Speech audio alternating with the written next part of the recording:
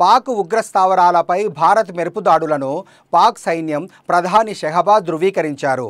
పాకిస్తాన్లోని 5 ప్రాంతాల్లో భారత్ ఆర్మీ దాడులకు పాల్పడిందని షెహబాజ్ చెప్పారు. 8 మంది చనిపోయారని, 22 మంది గాయపడ్డారని పాక్ ఆర్మీ చెబుతోంది. భారత దాడులను పాక్ సైన్యం ధృవీకరించింది. పాకులోని కొట్లీ, మురిడ్కే, బహల్వల్పూర్, ముజఫరాబాద్ ప్రాంతాల్లో ఈ దాడులు జరిగినట్టు తెలిపారు.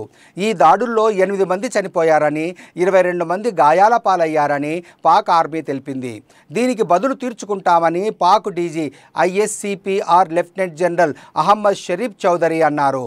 సమయం చూసుకొని జవాబిస్తామని చెప్పారు. పాక్ ప్రధాని షెహబాజ్ కూడా భారత ఆర్మీ మెరుపు దాడులపై స్పందించారు. శత్రువులు పాకిస్తాన్లోని 5 ప్రాంతాల్లో దాడులు జరిపారని, దీనికి తమ దేశం ఖచ్చితంగా బదులు తీర్చుకుంటుందని అన్నారు. పాక్ సైన్యం వెంట దేశమంతా నిలబడిందని చెప్పుకొచ్చారు. పాక్ ప్రధాని ప్రకటన తర్వాత సరిహద్దులోని పూంచ్, రాజౌరీ సెక్టార్లలో పాక్ సైన్యం కాల్పులు ప్రారంభించింది.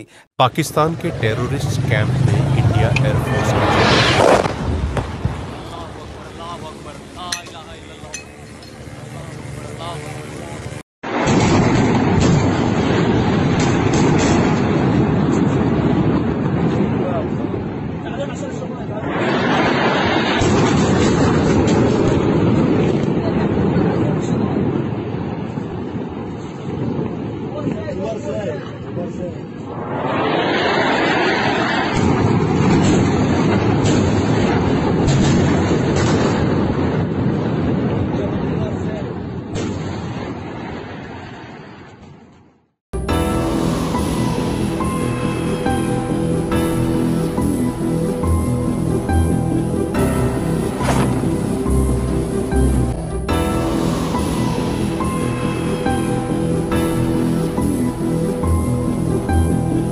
దీంతో భారత్ సైతం కాల్పులు మొదలుపెట్టింది.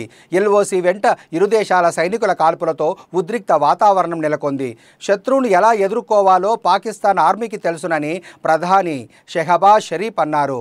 ఈ దాడులను యుద్ధ చర్యలని అభివర్ణించారు. ప్రత్యర్థి ప్రణాళికలను ఎట్టి పరిస్థితుల్లో నెరవేరనీయమని చెప్పారు.